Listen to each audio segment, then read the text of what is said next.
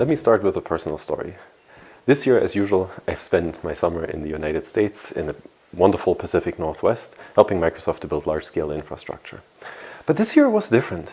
Actually, the skies were pretty hazy. Arriving around the 4th of July was pretty depressing, as you can see, and it was even worse slightly before in 2024. So now you wonder, where does this come from? What's the issue? Why is there such a bad sky? Was there such a high air pollution? And you may think, well, there's a lot of industry, there's a lot of heavy trucks, a lot of F-150s on the road that you could be blaming for all of this, but that's not the case. As you could have guessed from the background image, which, by the way, is fully AI generated, there was massive fire in this area. Actually, many massive fires. Going back to 2023, where we have the exact data, the tree cover loss of Canada was more than 15 million hectares of forest burned down, 15 million hectares, which is 27% of the global tree cover loss and 5 times above the average. So why did we lose so much forest last year and probably about the same amount this year?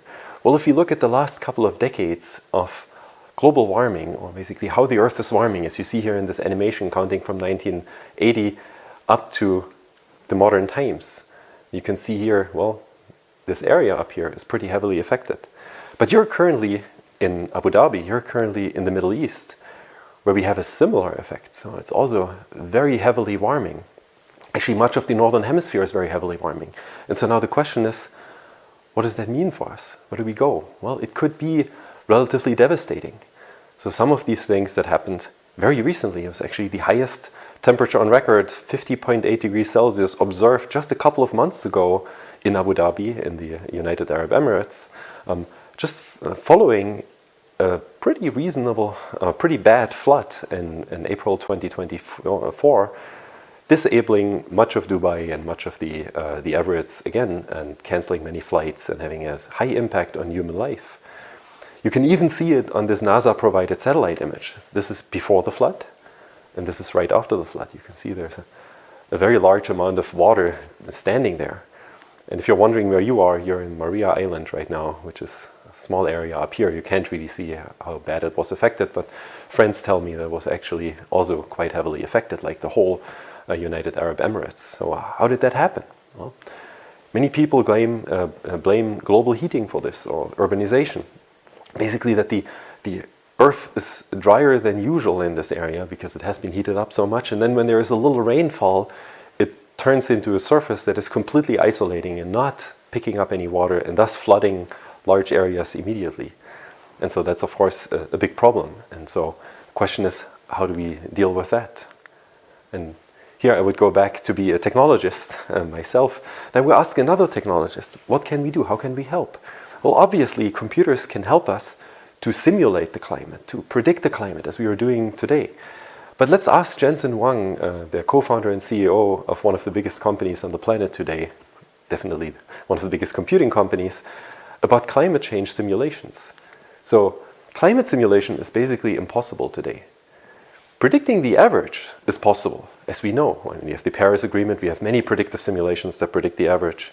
But the world does not care about average. You care about your own region. You really care about what's happening in Abu Dhabi in 10, 20, 30, maybe 100 years, if you can still live there. How to prepare for disasters, how to maybe even prevent disasters, how to even prevent that climate change as a whole. So that is something that we should try to understand. In order to understand this, we would first look at, how did we actually get here? How did we get the Earth to warm in some sense? So most people believe that this is an anthropogenic, so human-caused effect.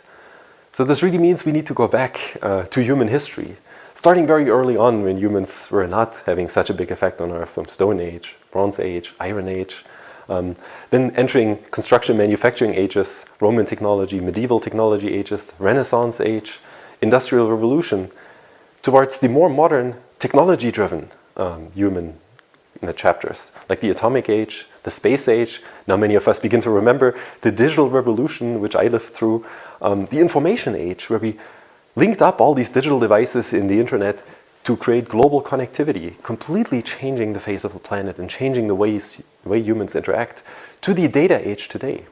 To the data age where we now live off the data, we train machine learning models on all of the human-generated data that we generated over the last 30 years through the connectivity of the internet. But I would claim that the data age is coming to an end. And we are in fact entering a new age of human development, where the main technology is computation. So we are building computation devices. And this is witnessed by the fact that NVIDIA, a company that focuses on building computational devices, rose literally from zero, from close to zero on the scale, to more than a $3 trillion company today. So, which makes it the third largest company today on the planet, and is also the fastest growth in human history in just a couple of years. And this company makes compute accelerators, and more recently networks, but doesn't do data storage, doesn't deal with storage, doesn't deal with data at all, actually only indirectly by processing the data. There's more evidence if you ask the CEO of another fast-growing company, Sam Altman, the CEO of OpenAI, where he says that OpenAI generates about 100 billion words per day. And the total number of spoken words by all humans on the planet is only 1,000 times bigger. Actually, a very small, much less than the thousands of these words, a very small fraction, are written down or even recorded, like we are recording this right now, to be consumed by AI models. So it is obvious that we are running out of training data on human-generated text. In fact, researchers are saying that we are going to run out of training data in 2026 for AI models. Now, we could be thinking about synthetic data. Isn't that a good idea? Well, actually, some people say that synthetic data is better than real data. So this is quite nice now, because all of this synthetic data is generated by computation. So we are really in the age of computation, where we build on the data we have from the data age, we're always building on the past, and generate more data through computation. In fact, AI scientists are built. A scientist, by definition, is a device or a person who generates new data. In fact, in German, scientist means create new knowledge, Wissenschaft. And this really means that if we have an AI scientist, we have a data hypothesis generating device, which is quite exciting. Much of this is actually driven by an idea that we have graph of thoughts, where we run the model iteratively over and over and over again to solve some of the most complex tasks that we have. For example, the OpenAI O1 model, which is said to be reasoning, is using a predecessor of graph of thoughts for its reasoning, so so-called chain of thoughts, which is a simpler strategy than graph of thoughts. But we are banking on the more complex connected strategy. But this is not what I'm going to talk about today. I could give a talk about LLMs and reasoning and all of these things, but today I'm going to talk about computation in general as the new oil, and how do we use this computation for climate prediction? Because climate prediction is extremely demanding, or to cite Jensen Huang, impossible. So I've presented a similar slide at last year's summit, so I don't want to spend too much time on the slide. I just want to remind you what this really entails. So here we have the resolution of the climate model. So how fine-grained are we resolving the effects on Earth, ranging from 1,000 kilometers at the very left to 100 meters on the very right. So the finer grained we go, the more physical processes we resolve, and the better the simulation gets. So now it's continental scale, cyclone scale, storm scale, and cloud scale at about 100 meters. So just as a comparison point, I can show you how these fine-grained simulations, how good they actually do, as an example about the Swiss weather forecast, which is calculated at a 500-meter resolution over the little country of Switzerland. So let us look into this with a little bit more detail. So here, this is a real simulation, or this is a visualization of a real simulation from August 14, 2023, a little bit more than a year, that was actually run by Meteo Swiss, and you can see the nice cloud forming over my hometown. Most of the clouds form, which is very typical.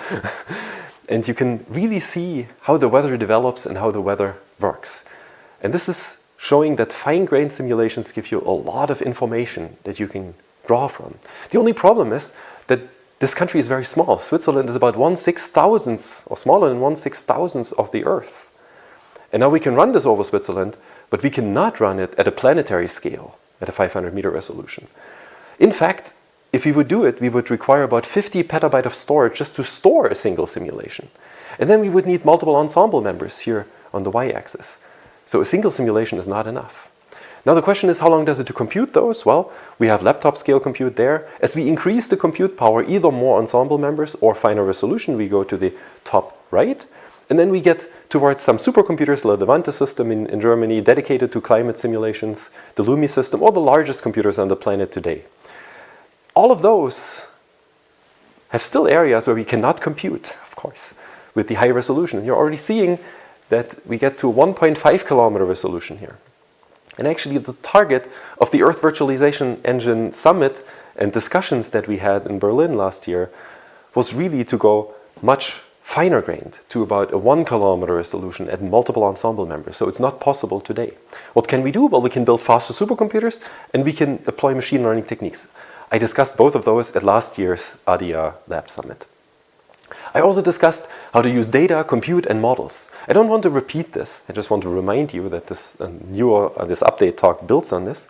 And I want to give you a new idea, a new result that we created in the meantime, how to deal with observation data.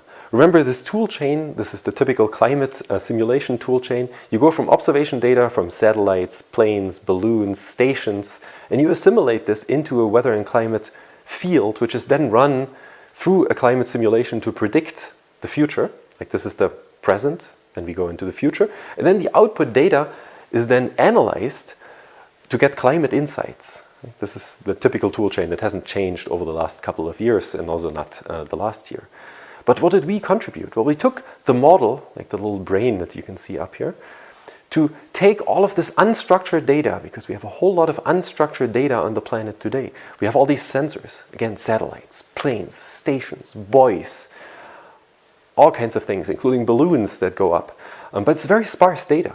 They do not cover the whole Earth equally well. So in the simulation, or not the simulation, but the video I showed you at the very beginning about global warming, you've seen a dense field. You've seen the Earth as if there were sensors everywhere. How did we get to this? Well, we took the sensors we have and we used the so-called assimilation technique to fill in the most likely data that's outside of the sensor regions. So this is a very standard technique. You do this every day. Weather forecasting centers do this every day. And they have a very specific simulation-based algorithm for this. The best one here is called 4D-bar. What we contributed is the idea to use diffusion-based models. So diffusive systems, which is, by the way, the same technique, the same AI technique that is used to generate all of these images. All of the images you see in this talk are generated by diffusion models. So let me quickly explain how a diffusion model works so you get a little ML 101 here. They're actually pretty simple. What they take is they start from a discrete image, like you can see here, and you can see here in the discrete image distribution, and they add random noise, as you can see the image transforming, in multiple steps. And as they move forward with this adding random noise, they actually learn the inverse function. So you train a neural network that predicts the the less noisy image from the image with added noise. Right? So you always do one step and you learn the reverse function with the neural network. What you can do then is you can start from random noise and you can generate an image with a specific distribution. So this is great. So now we have learned the distribution of all of these existing images. So now what we can do with a very similar technique is we can actually use this to take an existing image, here this one, and we could, for example, say, well, we don't like this dog, but we like all the other pixels. So let us replace this dog with a yellow cat, but all the other pixels are biased to become the same pixel as in the original image. You see nothing changes in the surrounding, only the yellow cat. This is called in-painting. And a very similar idea we use for assimilation. Now we use all the measurement stations as pixels we don't want to change, as values we don't want to change, but we want to generate the most likely remaining image from all the data we have seen on Earth. This is how diffusion-based assimilation works. Very similar idea to in-painting. And there is a paper on this that you could review if you're interested. I just want to show you some more results on this because the technique is now pretty clear and I just want to convince you that it works. So we have here a field that is predicted by one of the better forecasts. Then we use sparse observations here, which is hard to see, but we apply a softmax to make them a little bit more visible. And then we have a diffusive field that represents the state of the Earth. So now you can see there's basically no difference between the two. And now you wonder, well, if I see no difference, is it good enough? Well, let's actually look at the real arrow. Like, how realistic is this really? So here is the forecast that I showed before, which is one of the most accurate weather forecasting systems today, GraphCast, versus ground truth. And the ground truth is the Era 5 re-assimilated data set that we just know after we observed it. So this lies all in the past. Here we have a simple interpolation experiment. You see the more red or the more blue it gets, the worse it is. Red is too warm, blue is too cold. So you see there are extended areas where you have too warm, you're over Asia and the northern hemisphere mostly. In this other interpolation model, you have other areas that have pretty extreme warm values at smaller locations. Now, if you look at the diffusion-based method, you see this is a better distribution. It still makes an error over the ground truth, but the error is much, much, much smaller and not as concentrated. So it's actually a good method. It's also extremely fast. So this is quite nice. So diffusion-based assimilation is better than both the forecast as well as the interpolated observation diffusion baselines. So that is quite nice. So now, this is one of the contributions that we had made last year. It was actually led by one of my students, Langwen Wang, at SPCL. So a very, very nice idea. But now let's go forward. What happens today? Well, actually, the field changed. I told you about simulations last year. And since last year, there were many, many, many networks coming out, many AI-based weather forecasting networks, like DeepMind's GraphCastNet, Huawei's Pangu Weather, ForecastNet by NVIDIA, and Prithvi by IBM. So many, many of these models exist. And now the question is, should we even do simulation for the future of climate? Or should we replace all of this by an AI method? We could just scratch the simulation, because I mentioned it's extremely expensive. Remember the previous slide with the resolution. Why don't we just scratch all of this and use AI methods? Well, that's a question I want to dive a little bit deeper in the talk today. As well, let's look at these three networks: GraphCastNet, Pangu Weather, and ForecastNet. And let's look at a specific case study, the storm Ciarán, which was one of the heaviest storms in Europe that happened just at the end of last year. We had 16 dead people, unfortunately, likely the strongest winds since 1954. Furthermore, 1.2 million households without power, 1 million households cut off the phone, many airports were shut down, huge disaster in Northern Europe. So this storm happened after these models were trained. So it's an out of distribution in the future storm. So it gives us a good opportunity to actually check how these weather forecasts, these machine learning based weather forecasting models would behave in the future for new storms, because at the end we want to predict storms. In the climate we want to predict the probability of storms, but let's just look at weather. So there is a very interesting paper that just came out very recently in 2024 that studies this in great detail. The paper even provocatively is called "Do AI Models Produce Better Weather Forecasts than Physics-Based Models?" And they studied the storm Ciarán. And they compare it to the physics-based model, the OpenIFS or the IFS model coming out of the ECMWF, the European Center for Medium Range Weather Forecasting, which is one of the premier forecasting models that we have today. So first of all, we look at the ground truth, because it happened in the past, so we can just look at the reanalysis, which is essentially the assimilated data of all the sensors that we had at the time. So we've seen 122 kilometers per hour sustained storms at that resolution, or wind speeds at that resolution. And we see it was hitting the coast of France. Here is Great Britain. Here is the coast of France, which was hit most badly and also with the most intensive winds. And now if you look at a 48-hour forecast, so taking the data from 48 hours before and running it through the IFS model that I mentioned, we get a predicted wind speed of 129 kilometers per hour, maximum wind speed. So which is pretty close to the 127, actually a little bit more even. If you look at GraphCastNet, we get a similar shape. So actually the trajectory seems right, but it's only 93 kilometers. Pangu Weather, it's only 90 kilometers. The trajectory seems also right. ForecastNet gets us also a reasonable trajectory. Here is a little bit more going on over here, which did not actually happen in the real run. And ForecastNet V2 gives us also a reasonable trajectory. But all of those models underestimate the wind speeds.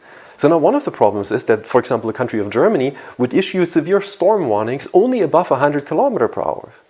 So which means if we would have used AI-based weather forecasting 48 hours in advance, we would have not issued severe storm warnings for this. So that's the problem. But these models are generally very good. I mentioned they're actually better than physics-based models on the average case. In fact, if you look at 48 hours before the storm happened, forecasts of the pressure and the wind speeds would be essentially indistinguishable between the simulation-based model, the physics-based model, and these AI-based models. However, when you look at the damage caused by the wind itself, the forecasts of the ML models were pretty poor. The question is now why? Well, we could dive a little bit more into detail looking at a second paper. It's actually a paper which is also called On Some Limitations of Current Machine Learning and Weather Prediction Models. So here we look at another typhoon, another storm, Doksuri, July 2023, also past distribution. Unfortunately, again, 137 casualties, $28 billion damage, the strongest in the Southeast Asian region in 2023. So again, a very important thunderstorm. What the authors of this paper did here is they looked at a derived physics-based metric. They didn't look at the direct fields, because we've just seen that. I wouldn't need to repeat this. They actually looked at the mass through the mass conservation at the upwinds, which are not directly included in the forecast, but you can derive them with this relatively simple equation. So you look at the vertical wind speed. And now if you look at the vertical wind speed computed based on the ARA5 data, which is the ground truth, this is what we would expect for the storm. So it's in the center, there's the highest wind speed, but you also see the eye of the storm here, where it's pretty low. So that's exactly what we would expect. Then on the IFS physics-based forecast model, that also makes sense. That looks relatively good. It's not perfect, but it's good. And then if you look at the Pangu weather-generated map, it's all over the place. It's not physical. You can see that the fields do not behave like the pressure fields here are kind of jagged and not, really not physical. That's what the domain experts tell me. So you can see that these models are not great in emulating physics. So this is something that we need to understand and adopt here. But there's even another bigger problem. These models were trained on data from the past, obviously. So how can we predict the future? Can data-driven models even predict the future given global warming? Well, if you now go back, for example, and look at the observed temperatures from April to September, but April to September between 1912 and 1947, and we can see here a good distribution somewhere between, 12 degree and 16 degree, nice normal curve. But if you go forward, and if you compare this to the temperatures just of the last 2 to 3 decades, there was very, very nice similar distribution, but we have seen an average warming of about 2 degrees. And that was observed in a part of Europe that's really measured temperature. So it just got factually, on average, about 2 degrees warmer. So now, are these models that I'm training on the old data, are they actually predicting the 2 degrees warmer scenario? That is the big question. And that could be a problem. Well, now let's use this. Let's just run the models and compare those. Now we're looking at the forecast bias for 2-meter temperature with different starting conditions. So the first starting condition is we start in 1955. By the way, these models were all trained for the present day. And we see, ideally, the mean bias would be 0. Right? So with the lead time up to 10 days, we see that these models have a warm bias compared to 1955, which is somewhat expected because 1955 was much colder. Today is warmer, they have a warm bias. Actually, if you look at 2023, many of these models are pretty good in 2023. However, Pangu shows a systematic cold bias somehow, so it underestimates the temperature in the future by a couple of fractional degrees. But if we now start at 2049, nearly all the models have a significant cold bias by nearly 1 degree in 10 days. So we can already see that the data that the model was trained on is a very heavy bias, and these models really only perform well in the present age, not in the future, also not in the past. So this is again work by scientists from ECMWF and others in partner. So now what do? Well, we still believe that we can actually train a model that considers all of these aspects. And here we come to one of the major projects that I'm part of right now, which is the Swiss AI climate approach in collaboration with Sebastian Chem, Oliver Fuhrer, and Sid Mishra at DTH Zurich and Meteo Swiss, our local weather agency. Well, the idea is what we do is we run more data from more climate models with more variables and higher resolution, and actually biases towards the future, physical biases towards the future. So we have data from 19 different climate models, more than 1,000 simulated years, or 3 billion images. We potentially have 1 kilometer resolution data, and then we fine-tune this on ARA5 reanalysis data, which is another billion images. And we train a model with more than 4 trillion tokens of size of 160 billion parameters. So this is a very large model. And we hope that we can then fine-tune this model to Switzerland or maybe to other regions on the planet, but primarily Switzerland because Meteo Swiss is involved, to go to very fine-grained observations where we get a 1 to 10 kilometer resolution, but go potentially even more fine-grained. And then we can add downstream tasks which people could now wonder about the future as well, and wonder about the future of climate and ask the model questions. So this is a so-called foundation model, which answers questions, or which can be used to predict irrespective of the location in some sense, depending on the fine-tuning, but also the time range we look at. So this is the holy grail that we're attempting in Switzerland. And ask me offline to give you some more details. I just wanted to keep this at some high level. But the major idea is more data, more models, more variables, physical biases, as well as higher resolution. We hope that there is a phase change happening in these foundational models, as we've seen this with GPT-3. Because essentially, these large language foundation models, they had the same hypothesis. If we feed more data, suddenly emerging things happen. Suddenly they turn into pleasant chatbots. Well, after fine-tuning to be a chatbot, but somehow with more computation at the end, they turned into reasoning devices. And here we try the same thing for climate and weather by scaling it up with massive compute resources. So now let me summarize my talk, and then I'll be available for a couple of questions at the end.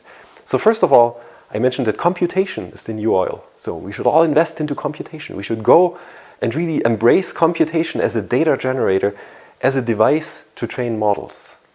Furthermore, I told you about the contribution of diffusion-based data assimilation, which is a very particular contribution which uses the snapshot of today's sensors and trains or outputs a dense field of today's most likely weather. So there's not much prediction involved in this. So it's really just assimilating the sensor data to form a dense field. Then I told you about the problems with machine learning-based prediction. So there are a lot of biases and a lot of problems, but there are also extremely promising results. As I mentioned, on average, if we ignore many of the extreme events, most of these models are already doing better, or at least as good as the best known forecast that we have today. And then I told you about the future plans in Swiss AI, how we go forward. Not much of this has been implemented yet. We're still working on the models, collecting the data, and providing the compute. But this is really where we are going in the future. In the next couple of years, we will have results.